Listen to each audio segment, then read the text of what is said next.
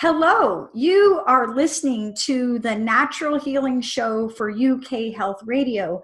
I'm your host, Catherine Carrigan, medical intuitive healer and Amazon #1 best-selling author. You can find out more about me and my work at catherinecarrigan.com and unlimitedenergynow.com. While you're there, sign up for my newsletters to find out even more about how you can heal yourself naturally. Now, our guest today is Catherine Ravenwood. Catherine is the author of How to Create Sacred Water, a Guide to Rituals and Practices. Welcome, Catherine Ravenwood. Thank you. It's so nice to be here with you today. And you can learn more about Catherine's work at catherineravenwood.com. And that's Kathryn Ravenwood, Raven wood.com. So, Catherine, what exactly is a sacred water altar? Okay, well, for people who keep altars, and I'm going to assume that people listening know about altars, this is an altar that's dedicated specifically for the healing of our Earth's waters. And it was given to me by Spirit back in the late 90s. And I've been doing this work with it ever since. Basically, I was told to create a homeopathic healing elixir that would heal the waters of Gaia. And I did. And so my water altar physically is very basic. It is a glass punch bowl. It has a very large chunk of amethyst on the bottom that I've been using all these years. And by the way, never gets scummy or icky in any way. I fill it to the top with water and I stir it with selenite wands as I pray over the water and put my energy into it. It's a full moon altar, so I keep it full moon to full moon and then take it out. I put it in containers that have their own little labels on it about the sacred water altar. And then I take it to a river or someplace and bless the waters with it. Now, that's very basic of what the physical part of it is. Now, one of the things that we know from natural healing is that water is one of the Chinese 5 elements. So fire, earth, metal, water, wood. And in our bodies, water element relates to our 2 kidneys and also our bladder. And my understanding of Chinese medicine is that water is actually the strongest element because water can conquer literally any of the other elements, right? Absolutely. Water feeds wood, it can put out fire, and then the fire leads to the earth and the air element as well. So now, can people of all religions use or set up a sacred water altar? Anyone can have a sacred water altar. And you can make it. In my book, I describe step by step how to make an altar. If no one has ever done that before, there's extremely simple instructions from how to get a sage and smudge your area, to put down a cloth. But the main thing with an altar is intention. And so an altar can be set around anything as long as you have an intention and you set that place aside with your intention. Now, a lot of people have altars on their refrigerators and they don't even realize it, but they put up pictures of their favorite people, their vacations. So almost everyone has an altar in some way, but anybody can do that. It's not about a spiritual practice. It's not about a religious practice. It's about your relationship with the earth. And it's about how you would like to give gratitude to the earth for the water. And you can do it in many ways. The way I do it in my book is how Spirit gave it to me to do. And so I know people have set up their water altars in exactly the same way. Other people say, I don't want to have an altar. I don't want to put that much energy into it. I don't want to do it.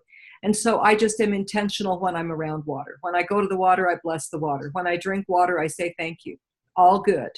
The important thing about having a water altar is being in relationship with the earth and giving gratitude for what we are given, because it is all given to us. And as we realize that and we give gratitude back, that helps heal us. When we realize the life force within us is the life force within you, in the trees, in the water, and we feel more connected. We feel less cut off, which I think a lot of people are horribly cut off from their relationship with nature these days. And so that's, the water altar started off with it being a healing project for me, but it turned into healing me. Imagine that. Yeah. So, and here at the Natural Healing Show, we explore many avenues for healing ourselves naturally. And of course, our bodies are 75% water, and the health of our oceans is very dependent on the health of a lot of our food supply. Oh, yes. Now, Catherine Ravenwood, how has your work with the waters changed you? The way it has changed me is, first, I was not used to receiving messages from spirit. This was back in like 1997, something like that. Hurricane Floyd had just ravaged North Carolina and dumped literally millions of dead animal carcasses into the waterways because it went through factory farms and the factory farm sewage sludge ponds. They called them lagoons. Isn't that sweet? Literally millions of dead animal, untold amounts of garbage and sewage was suddenly flushed into the water systems and the rivers. And I was walking around beautiful Green Lake in Seattle, Washington, thinking, how much can the watershed manage? And Spirit said to me, you could create a sacred homeopathic elixir that would heal the waters of Gaia. I had no idea what that was. I was kind of on my spiritual path, but I wasn't used to getting instructions from Spirit, but I followed those instructions. And it took me on a big path. And I did what I was told to do, and it was something I'd never done before. And that changed me immensely.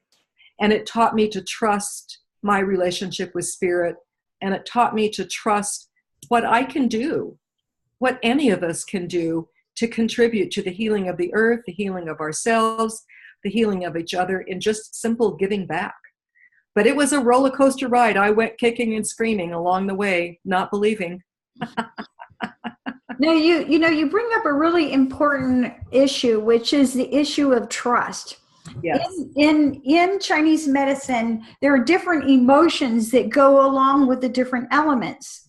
And the water element and kidney element specifically, the positive aspect of that, as I always point out to my clients, is I give my whole spirit to life. It's like, bring it on. I'm fully participating in this body in this lifetime. Now, the opposite of that is fear.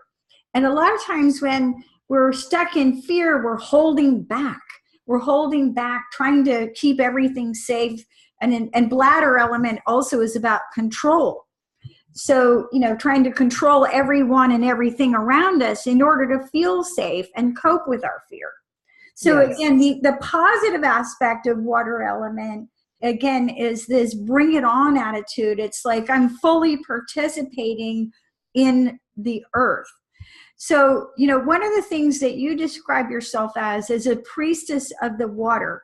Yes. What does that mean to you to be a priestess of the water? Is that a protector of the waters? Because, God only knows the oceans and rivers need protecting and need people, wanting to keep them pure and absolutely. It's shocking how bad it's gotten in such a short amount of time. When I was a kid growing up in Wyoming, we'd go camping in the mountains and just drink out of the river. And it was perfectly fine. And those days are long gone. For me, first of all, to be a priestess means that I show up. Spirit calls me and I show up. And I don't really know what that's going to be. But a priestess means you hold space. It might be for a group of people. It might be for the trees. It might be for the water. It might be for a specific intention that you have. But to me, a priestess is someone who has said, I am willing to be available when Spirit calls me to do the work. Yeah, you can have a lot of pretty robes and jewelry and put cool things in your hair and go to fun gatherings, and that's all great. But being a priestess means you wake up in the morning and you say, okay, Spirit, I'm your priestess. What do you need me to do? And so I had to learn what that was. And I had to learn, it was Spirit gave that to me. It was it's in my book, it's a huge, beautiful experience I had with the water on a full moon, far, way reverse tide, negative tide. And I was out communing with the moon and with spirit, and I was given that. And so that was my initiation. I have since gone through other priestess initiations.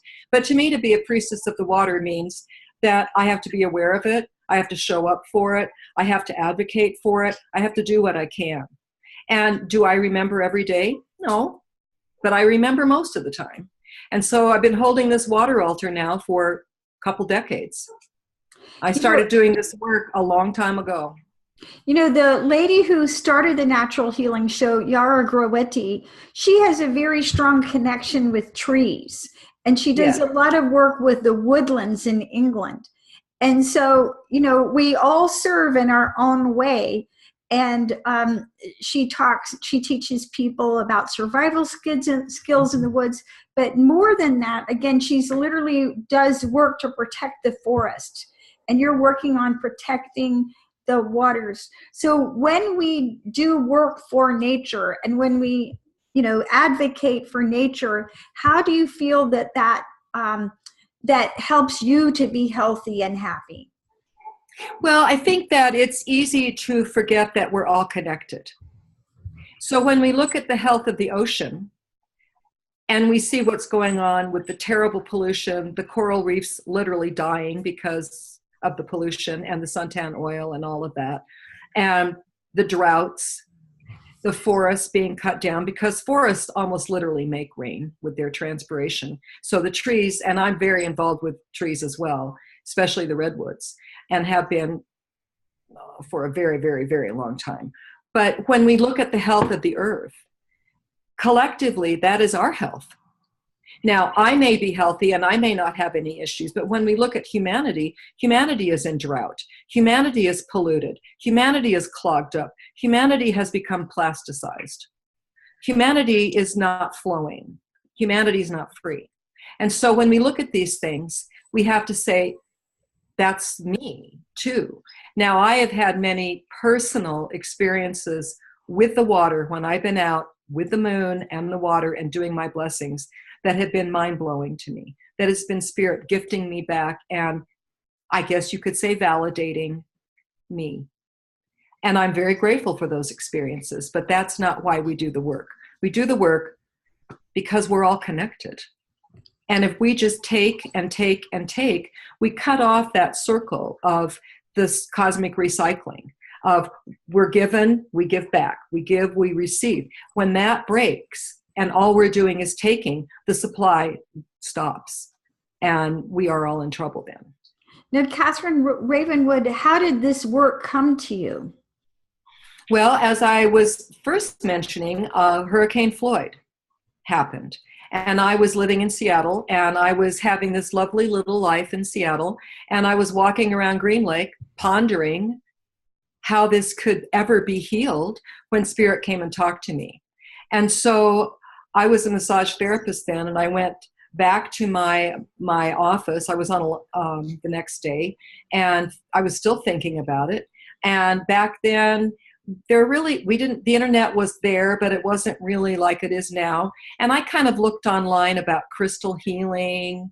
I knew about homeopathics because I'd used them for years and I knew how they were made, but I didn't really get it. And I thought, well, it'll come to me, I guess, whatever, It was just a thought. I made it up. Well, Spirit started bugging me. And so I went out for lunch on my lunch hour and walked around the little area of Seattle where I live. And Spirit said, go in there. There's a crystal for you. I'm like, this is a used antique store. They don't sell crystals in there. I literally stood on the sidewalk talking out loud, arguing with Spirit as Spirit's guiding me. Finally, it was just like, go in. And I went in, and here's this huge hunk of amethyst. I had never seen it in there before. And so I started following these kinds of clues and allowing myself to trust that what I was hearing was not me making stuff up, but I was being guided. And so eventually the water altar got put together, and I learned how to do it and started sharing it with other people and going to the oceans and dragging my son out. And my planetary healing circle was all doing it with me. It was fabulous. Now, Many people have heard of Dr. Masaru Emoto, who's the author of many books, including The Hidden Messages in Water. And I believe that your book came out, your book, How to Create Sacred Water, a Guide to Rituals and Practices, came out before any of Dr. Emoto's work. No, my book came out after, but the work I was doing, when I started doing the work, and I lived in Seattle and I was pretty involved with the spiritual community there, to my knowledge, no one had heard of Dr. Emoto. It was new. And I had this planetary healing circle, and every month we would meet and we would share, do a ritual with each other. And I was doing this water ritual and taking in the water from my water altar. I was all excited. And one time I went in and a woman said, "Oh my God, Ravenwood, you won't believe what happened. I've been in Japan. Look at this book I found in Japan." And she brought it back. Well, of course, he had been doing this work, but I'd never heard of him. And it was like total validation, because this is what Spirit told me was happening when I pray over the water. And we were so excited. So when I started teaching my workshops in the water altar work, I would always honor Dr. Emoto. And I would, show his book. And I never got to meet him. I was in a room where he was present and his interpreter spoke. Beautiful, beautiful man. And I'm so grateful because so many people connected with him and that work, and they're literally out there holding hands around rivers and praying because of him, or around lakes because of him. And I'm so grateful for him. But a lot of times people think that I copied his work, but Spirit comes to us in different ways. Spirit's over in Japan working with Dr. Emoto, and maybe you and your friend with the trees, and comes to me in Seattle and says, "Come on, step up, let's get this work done." Yeah, there you go. Now, for those who are not familiar, and we'll talk about both Catherine's work and Dr. Emoto's work, one of the things that Dr. Emoto shows is that when you pray over water, it literally changes the crystalline structure in an observable, photographable way.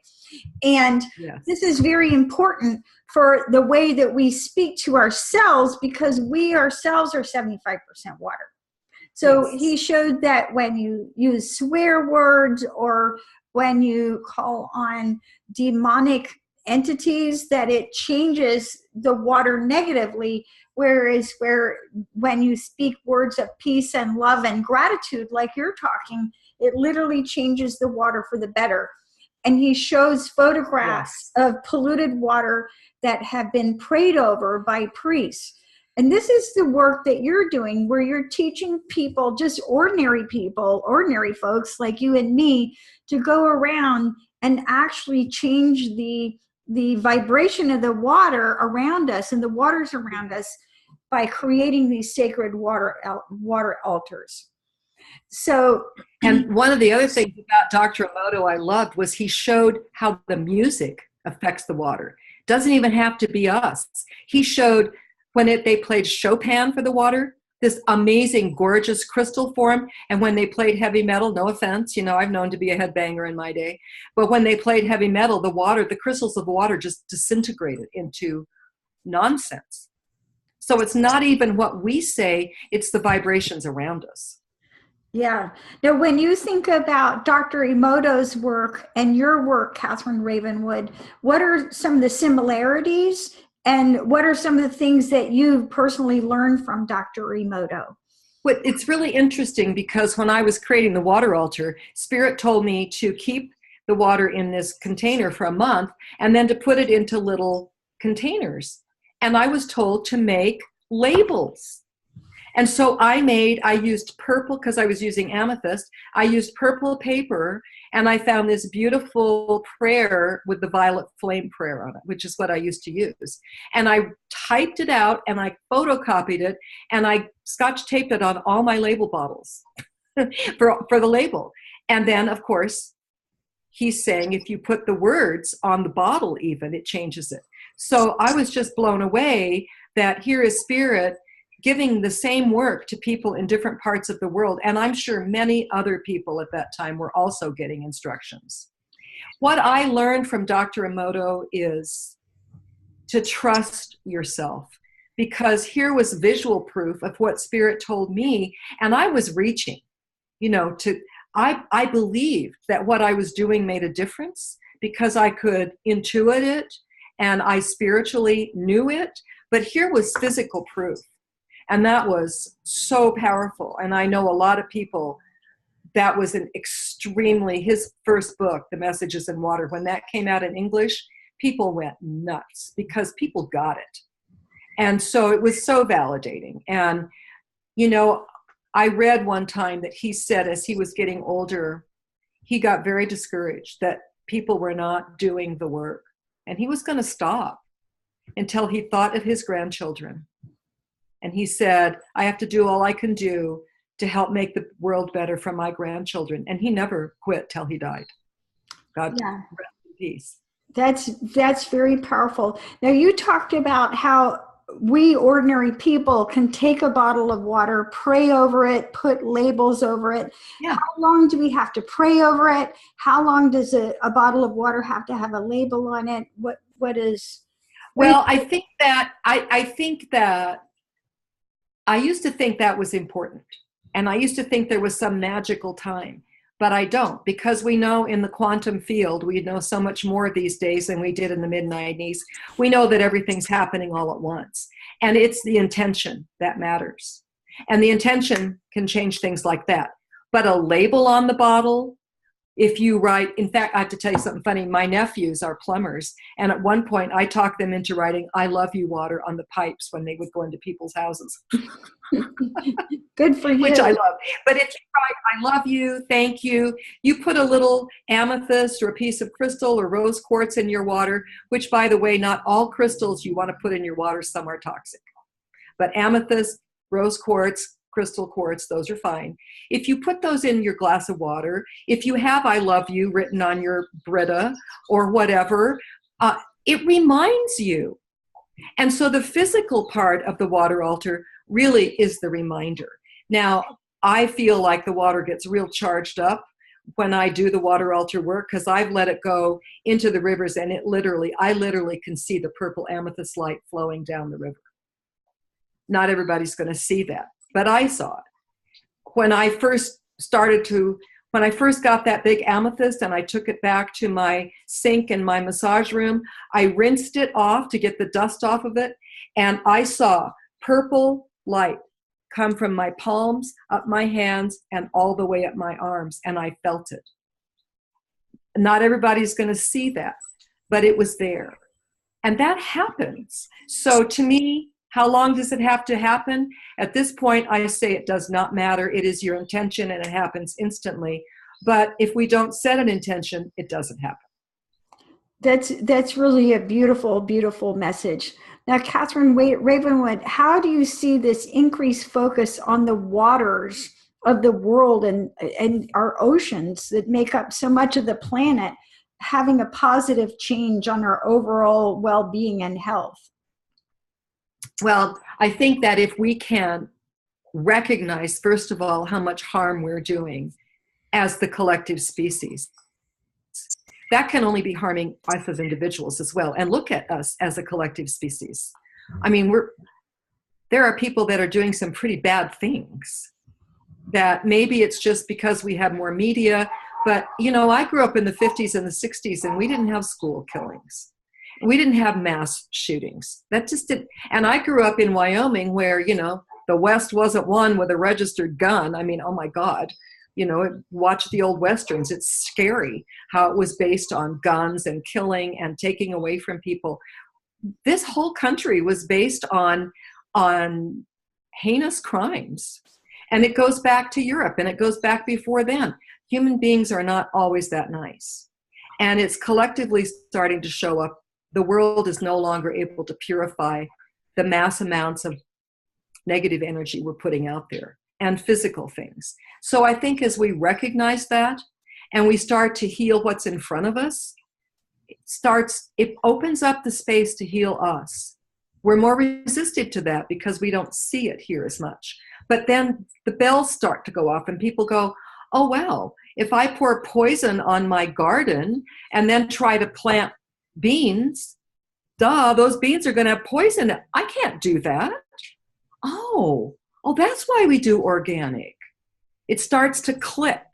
And then The healing inside of us gets better. We eat better. We want to drink clean water. We don't have clean water. Well, why don't we? So poor people in Flint, why don't we have clean water? We look at fracking. Why is my water on fire if I light a match to it? What the heck is that about? And so we start paying attention and going, well, that can't be right.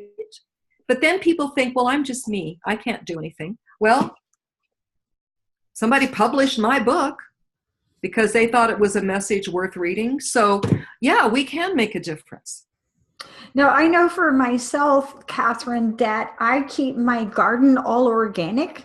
And there's lots of reasons. When I'm not using glyphosate in my garden to kill weeds, then I'm keeping myself healthier. Absolutely. But I'm also protecting the groundwater. Yes, you are. I'm protecting the groundwater that's going into the streams all around me. And also by, using natural healing remedies, I'm not, and not, prescription medications, I'm not polluting the waters. So I believe they say that there's so many antidepressants in the water now that and that it's affecting the fish. Absolutely. So there is a direct connection between how we take care of our own physical health and how we take care of our environment, and using non-toxic, cleaning materials and all this to keep things as clean as possible. Absolutely. It keeps everything you put down the drain goes down the drain. As they say, there is no away. Yeah. You don't throw things away. There is no away. I was just in Costa Rica, and there's always levels of awareness. And, because we can think, oh, I live a healthy lifestyle. And then somebody points out another thing to you. And I remember preparing to go to the beach in Costa Rica. And the gentleman who was taking us, he said, don't go swimming if you are not wearing organic sunscreen on your body. So, right? Right. Because now we're finding out that the sunscreen is what's part of what's killing the coral reefs. Yeah. So, we want to really be conscious of every choice that we make and how it's affecting the waters and how the health of the waters is affecting us. When I lived in Seattle, when I wrote the book Living Here in Albuquerque, but I was in Seattle when all this happened. And I read in the newspaper one day that there had been a study done that around 9 o'clock on weekdays in Seattle, the caffeine level of Puget Sound went up measurably. Because, where did Starbucks start? Seattle. And it's gray and cool in Seattle, and people drink a lot of coffee. And so, about 8 o'clock, everybody's going to the bathroom to get rid of their morning coffee. And my editor made me prove that. My editor did not, that's the only thing they questioned me on in my book was that. And I gave them the reference, and they went back and looked it up. And it's true. And so they also found, like you say, Prozac levels. But caffeine, caffeine may be our choice, but that doesn't mean the starfish like caffeine or that the salmon want caffeine. Yes, absolutely. So, yeah. And then you mentioned Flint, Michigan, where, the high lead levels and the lead exposure are causing health problems in children. Yes. So I know here in Atlanta, I get distilled water delivered to my home, and I recommend distilled water to all my clients who have arthritis. You don't have to drink exclusively distilled water, but distilled water is free of particles. It's very, very clean water. And because it's free of particles, and it can actually pull toxins out of your joints. So it can be very detoxifying and very, very helpful for arthritis. Alexander Graham Bell cured his own arthritis by drinking exclusively distilled water. I didn't know that. Now, yeah. And so again, the cleaner the water around you and the cleaner the water you drink, the healthier you are going to be.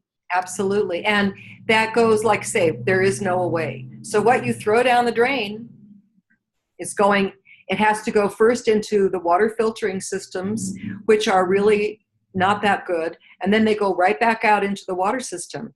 We no longer have, because we don't have wild rivers hardly anymore, they would meander and make what they call oxbow bends. And that helped purify the water. The waterfalls would help aerate it. It would go underground and stay underground for a long time in the underground aquifers, where it would sift through the minerals and purify itself. Well, now we just mainline the aquifers and pull it right out. And the water doesn't even have a chance to purify itself anymore. And my son said, well, yeah, Mom, if that's true, we're all just drinking liquid toilet paper. And I said, well, there you go. Yeah. So there you go. And when you think about it, it's pretty scary, because the natural ways that water has had, that the earth has set up, that our Mother Gaia has prepared to let water purify itself, are gone. They do not exist. Yeah. Now, Catherine Ravenwood, in the book, you talked about growing up in Wyoming in the 50s and 60s. Yeah. How do you think that experience helped you, into, doing this work with on behalf of water in your later years? Oh, I'm so glad you asked that, because as I am older now, this is 2018, and I graduated from high school in 1967. And we moved to Wyoming when I was 7. And it was a different world. It was safe. It was beautiful. And as a kid, I could be outside all day in the summer. And I would go out onto the prairies as a little girl and just rub sage all over my body, stick it in my clothes, who knew, and just I wouldn't talk to anybody. I would be out all day looking at rocks. Rocks were a big deal for me. Collecting little lizards, looking at all these things. Trees were a huge thing to me. I'd go sit under the cottonwoods and I'd rub their leaves on my skin because I loved their smell.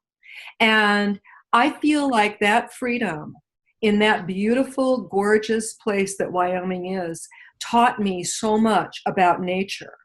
And it made me, I just took for granted that everybody knew those things. And as we got older, we could drive up into the mountains and be in the mountains all day, go camping.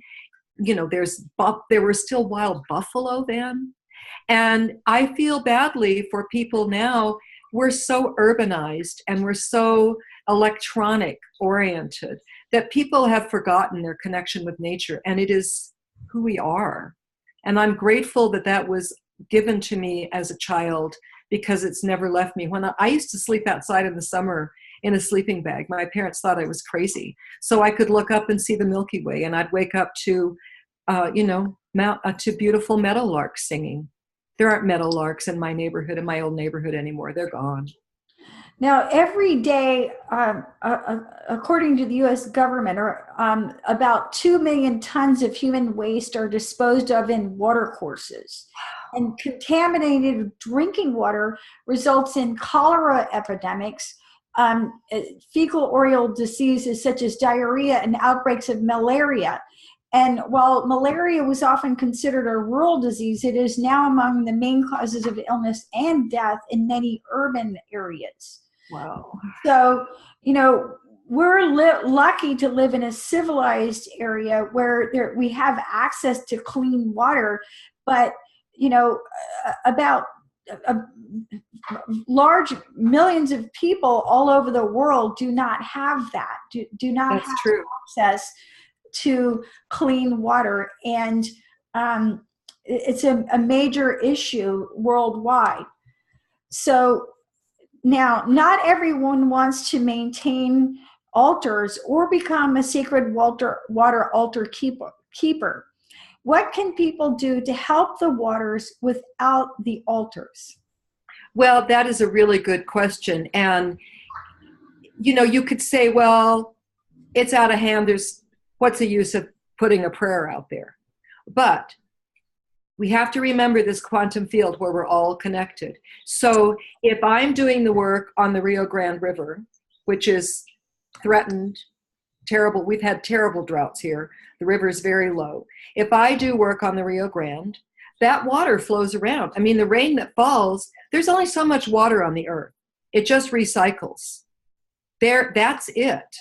And so the rain that falls in Atlanta might have been the same rain that washed out the Sphinx 30,000 years ago. It just keeps recycling. So as we do our work and we do whatever we can do to purify the water where we live, that just takes it out into the big picture.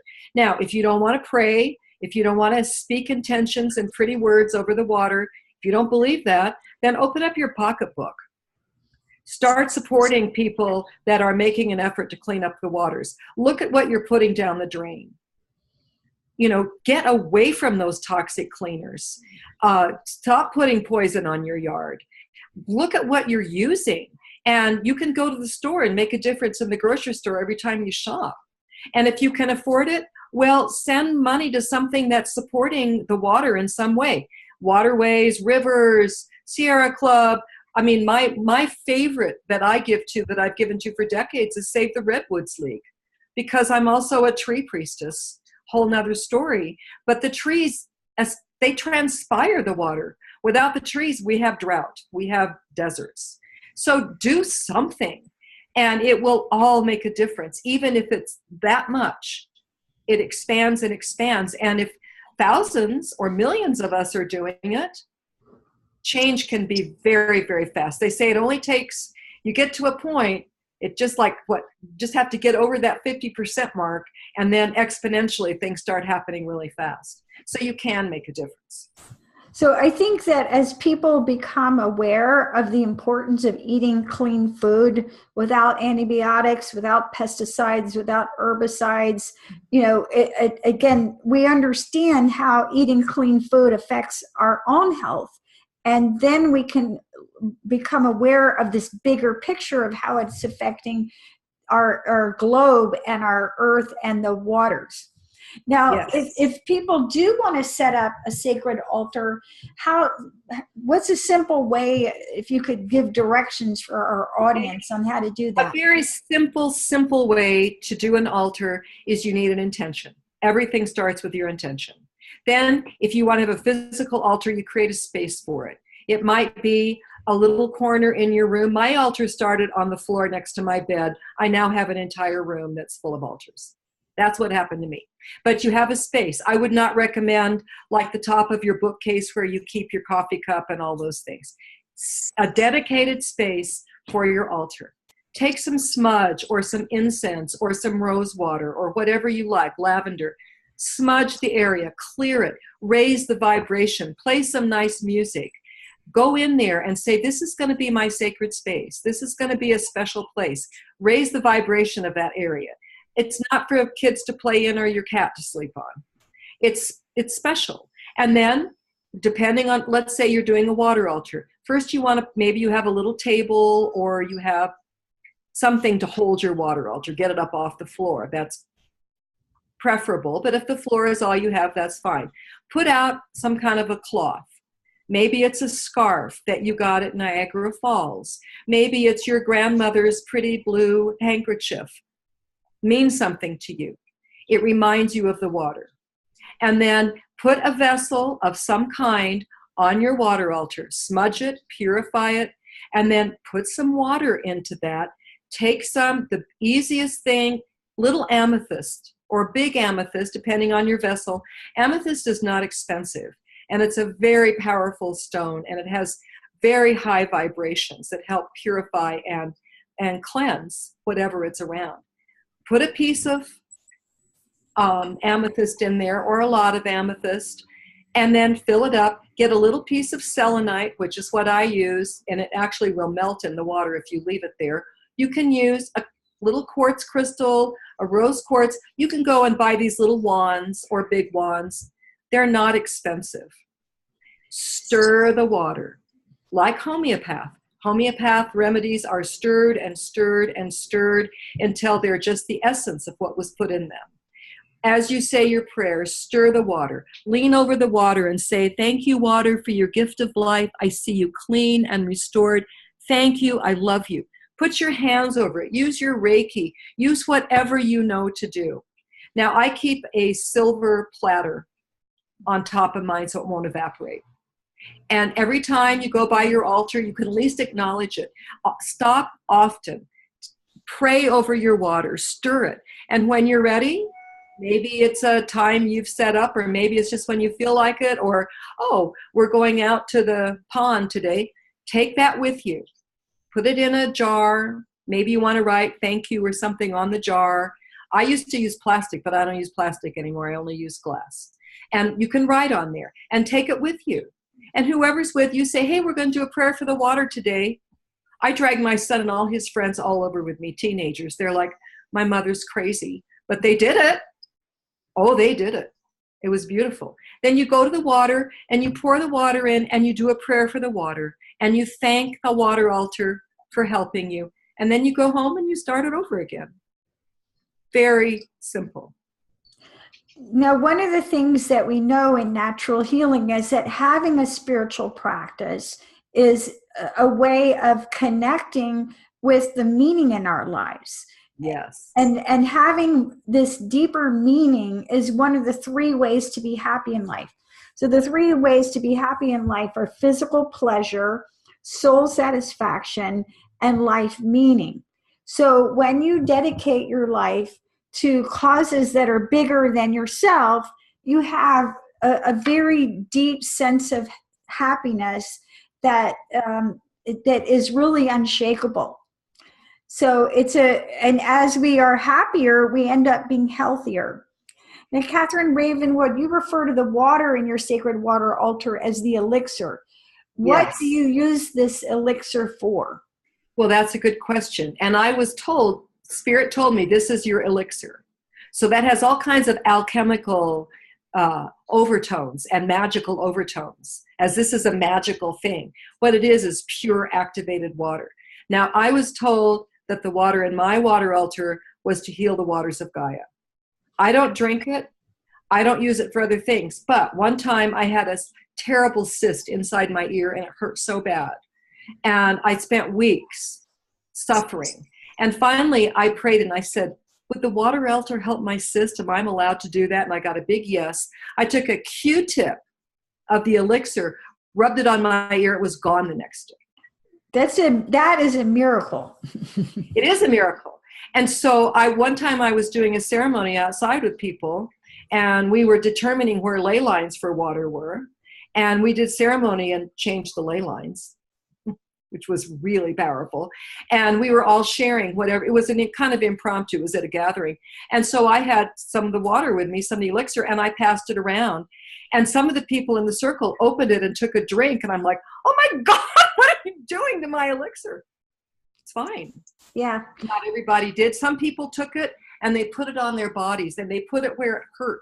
And I'm just watching going, wow, it's really limitless.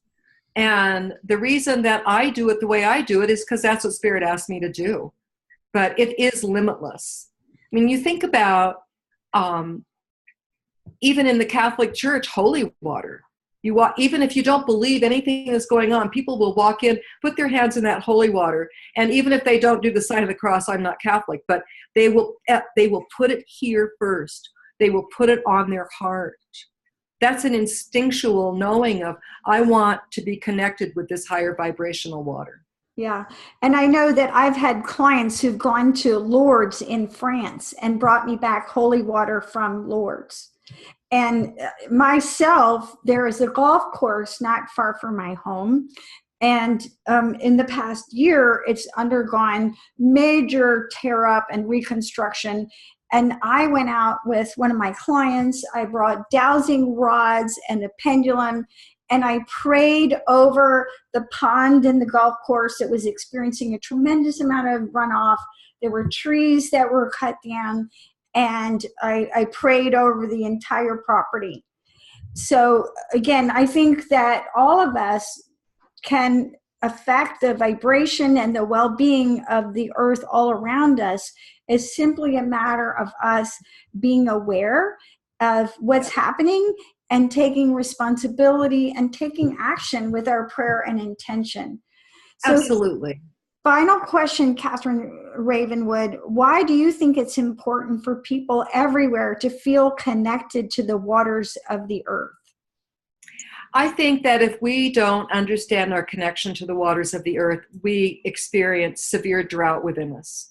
We experience toxicity within us. I just think that we cut ourselves off from the source of life. As the huge, beautiful motto that came out of the Keystone protest, water is life. And I love that. You see it on t-shirts everywhere. People say it. We remember water is life. And if we honor our life, we honor the life of our Mother Earth, we're going to honor the lives of each other.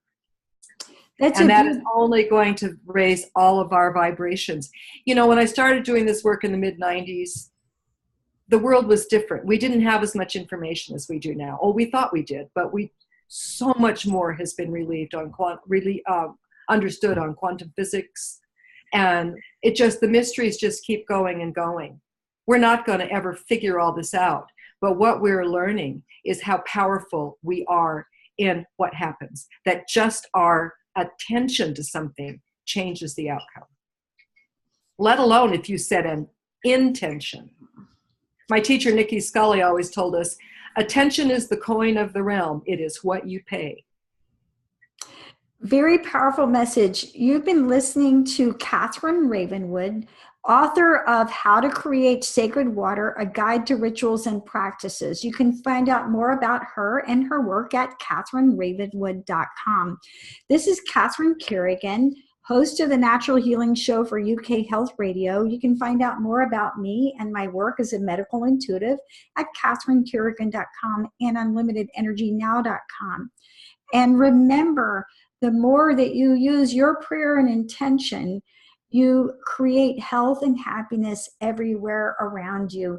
Thanks so much for listening, and we'll see you next time.